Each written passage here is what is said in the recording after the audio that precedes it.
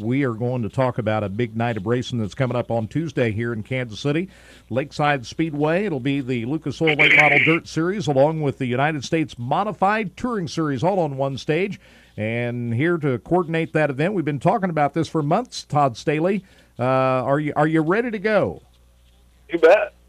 Morning, Todd. Well, we got Lloyd. Been looking forward to this event for a while. Lloyd Collins sitting here with me. So this is. We were talking a little bit earlier. Everybody was talking about this big truck race on the dirt at Eldora. I think we've been talking about this event as long as we have the big race at Eldora coming up next week, and one of the most anticipated events that I can remember here in Kansas City.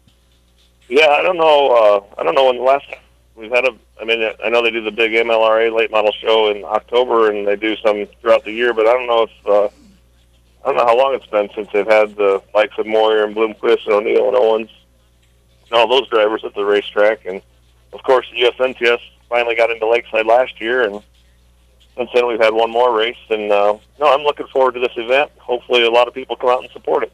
And it took a little bit of doing to kind of pull everything together because Lakeside Speedway was going through an ownership change, and Mike Johnson fully on board here for this event. So everything really had to come together pretty quickly, didn't it?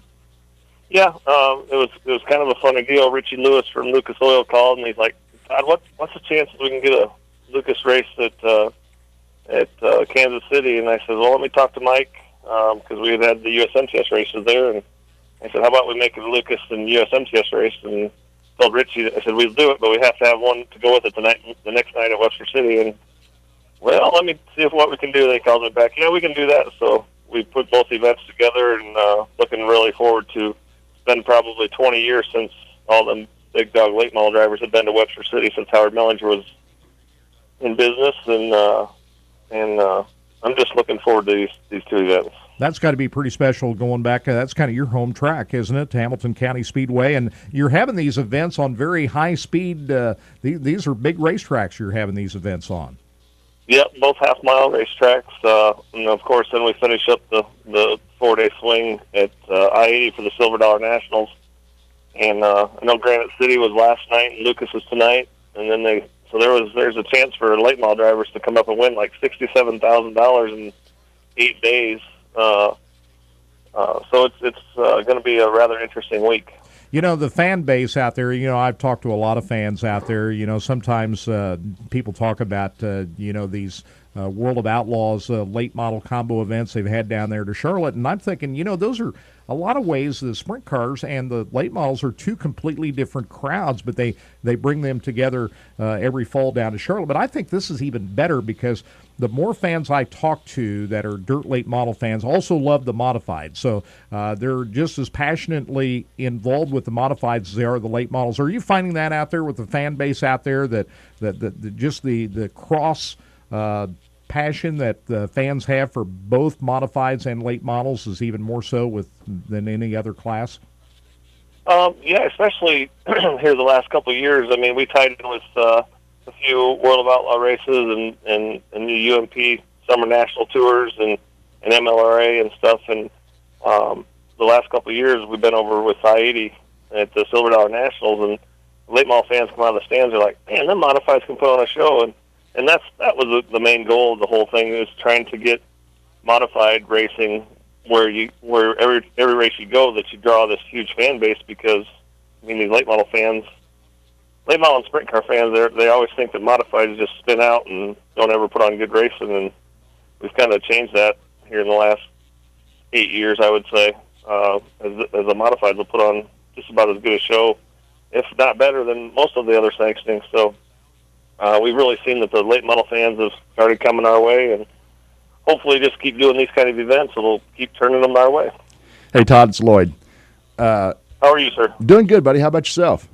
Not bad. Man, I'll tell you what, I've had little issues, and I missed a lot of your shows. I kind of regret that. I wish I'd get out there a little more often. But we are set for Tuesday night. Have you talked to, what I was wanting to know is, have you talked to a lot of your drivers? There's been a lot of crossover with a lot of your drivers, running late models and stuff. Have you talked to them, and do you know how many is going to double dip that night? As far as I know, I'm pretty sure Gustin's going to race both classes. Terry Phillips will be in both classes. Not sure with Rodney. Actually, Rodney's sick. He was in the hospital up here in Minnesota this week, and I don't know. Really? I don't know. I haven't heard. I don't know. I haven't really heard what's wrong with him, but I haven't heard what his plans are yet. I know he's got a late model and a modified. How about Jason? Jason Crone, I'm not sure what his plans were either. Yeah. Well, it's going to be. Let's see, who else? I don't even know who else out. Stormy Scott, he's got both, but he's just running the modified, I heard. Jeremy Payne, he's kind of been driving the rolling late model. I don't know what's going on there either. But I know Jeff, our media guy, he was working hard to find out who was going to race in both classes, and I know he was talking to Brian Rowland to see if Jimmy Owens was going to drive his modified, and hadn't heard nothing on that one either. Yeah. Ryan Gustin's got a late model, as you pointed out right now. He's been pretty successful with it. Are his plans to still continue to run as many of your shows as he can and still devote a lot of his time to the modified as well as the late model? You know, I don't really know what his plans are. I know he's got big plans that he would like to. I mean, he wants to get to the Lucas Oil or the World of Outlaw late models, and I mean, with Ed, I mean, anything's possible. I mean, he didn't like to travel with the USMTS where we have 3 or 4 day events. I can't imagine him liking going out to the East Coast or West Coast for 2 days. So, but that was kind of their plans. I mean, Ryan's got some serious talent, as you can tell when he jumped in this car, and he's been winning some late model races. I think that, I mean, the future's his, whatever he wants to do, I'm pretty sure. How's your new setup for the championship? It kind of lends itself to better travel situations out there for the teams out there when they're competing for championships out there. How's this new format working out for you? It's working pretty good. We've finished up our speed weeks here down south. Hello. Did we lose him? We might have lost Todd there. We'll try to hook back up with him. Getting a hold of him again. All right, we'll hook back up with him, and it's going to be interesting, Kirk. Crank our microphones down just a little bit. I'm a little hot. Yep, and it's going to be fun to watch just how many of these guys are going to run both events. I bet you there's probably going to be 5 maybe that I can think of. That I was thinking 5, half a dozen maybe guys are going to do that. I'm going to have to ask Jeremy. I may see him tonight. I'm going to have to ask him and see if he's going to be in that rolling late model. Jason Bodenhammer's going to run both classes. Yeah, I figured he would. Yeah, I figured he'd be in Christina Smith's modified, and then he'd run his late model and stuff. So I'd almost guarantee you Ryan Gustin will.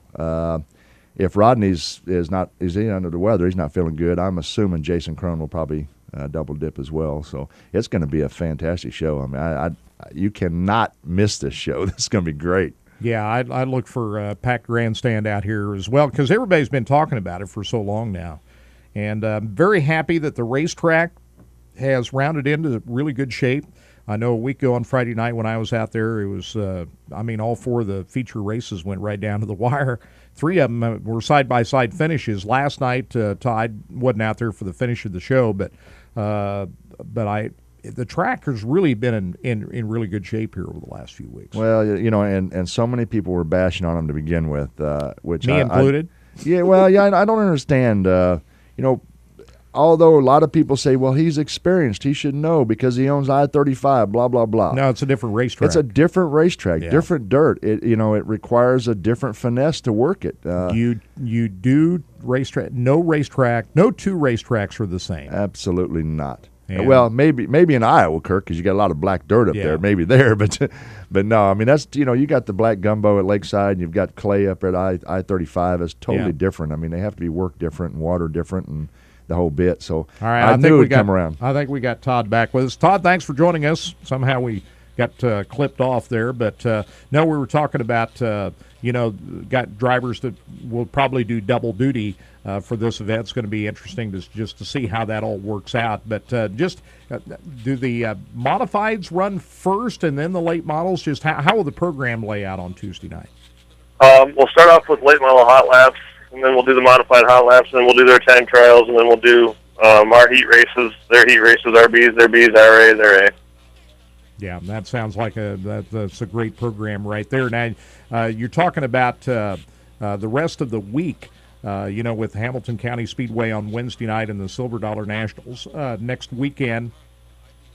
Now, are you going to evaluate this whole thing after the whole week is completed and maybe even think about doing more of this kind of thing through next year? Well, yeah, that's kind of what we've been. I just had a nice talk with Tim from the World of Outlaws here last weekend.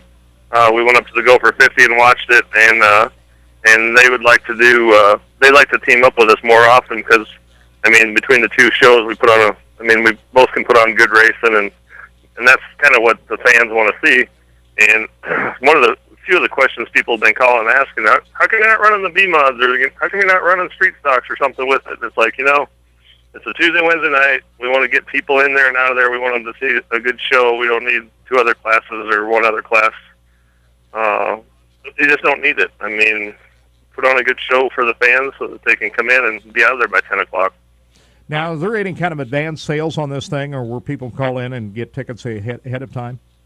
Yes. We take advanced sales till tomorrow night. They can either call the Kansas City or Lakeside Speedway, talk to Diana or Kyle, or they can call our USMTS office at 515-832-7944. Of course, with it being Tuesday night, we'll just have the tickets sitting at will call, but they do save $5. We did send them a bunch of tickets last night, and she called me at 8 o'clock and said, we're already out. So that's a good indication of just how big of a crowd you're going to get just from the advanced response that you've gotten. Oh yeah, and then of course Clint Boyer is going to be there racing, and Kenny Schrader is going to be there racing. So that just helped matters. Oh, there's no doubt about it. When they heard Clint Boyer is coming, oh my! What was your thought when you heard Clint is confirmed to come? That you had to be dancing a jig at that point, right? Well, Richie had told me before that he said he was talking to Clint about coming out with Jared and Steve Francis, and he said he didn't know if he could pull it off because Clint has, with all the NASCAR stuff, he has a lot of shows and stuff that he has to go and do. And when he called the other day, he says, well, I think we have him, but we won't know till tomorrow. And then I seen they put out a press release saying that he was going to be there, and pretty cool. Yeah. we had Clint at a race about 5 or 6 years ago. Him and Schrader and Wallace showed up at Cresco, Iowa, and it was a sellout. It was pretty awesome. So, and this is big because this is his track. He really was successful at this racetrack before he went to NASCAR. So that just even adds to it. Oh, definitely. Yep. All them. I'm sure the whole town of Emporia will probably be up watching Mr. Boyer. Yeah, I talked to his dad. His dad, Chris, was up at Lakeside here earlier in the year. We did a profile on him on Racing Boys TV, and they had some old pictures of the number 79 Sonic car that he was so successful out there at Lakeside when they first went back to dirt. And so, they're still pretty tied into Lakeside and still have fond memories out there. The whole family does. Oh, definitely. Yep, it'll be a fun night. Like I said, we're looking forward to this event, and I've had this one marked on my calendar, and I've been praying the last month that we hit some weather. Yeah. And the weather looks good. And the weather looks good for Tuesday and Wednesday. So it does. It does. Well, I can't wait. Well, Todd, thanks a lot. Appreciate it. We'll look forward to seeing you out there, and appreciate you coming on. You bet. Hey, you bet. Thank you. There he is, the president of the United States Modified Touring Series and the promoter for this event at Lakeside Speedway on Tuesday night. Lucas Oil Late Models and USMTS on the same stage, and it is going to be something. Lloyd, you always get to the track early. Mm-hmm. You're one of the first to get there. This is one that I think Todd and I we're going to be there early. There you go. So, we'll just mark out the whole day. Absolutely. And we're going to be out there getting I would suggest even some fans, if they, because Todd usually has a gate open. The back gate's usually open till 2 or 3 o'clock, and if you can get off early, or if you're playing hooky from work that day, I'd say fans, get out there and walk around, mingle through the pit area. You can see the drivers, get their autographs and stuff like that. A lot of times you can get them ahead of time, because they show up. All these touring guys, they show up early. Absolutely, they all show up early. Yeah, and a lot of them are pretty much in a relaxed state at that point. Afterwards, some of them, are pretty frustrated with the way they ran, and whatnot. And during the race, obviously, none of them looking to give autographs during the race because everybody's all got their mind concentrating on the racing and stuff. So, if you get out there early enough, you can mingle around. I'm not going to say you can do this, but there has been times where Todd has done this, where gates open, people can come through and mingle through the pit area. You can get your autographs, talk with the drivers before they clear it out. Yeah, before they clear it out. Exactly. Yeah. So I suggest just make a whole day of it.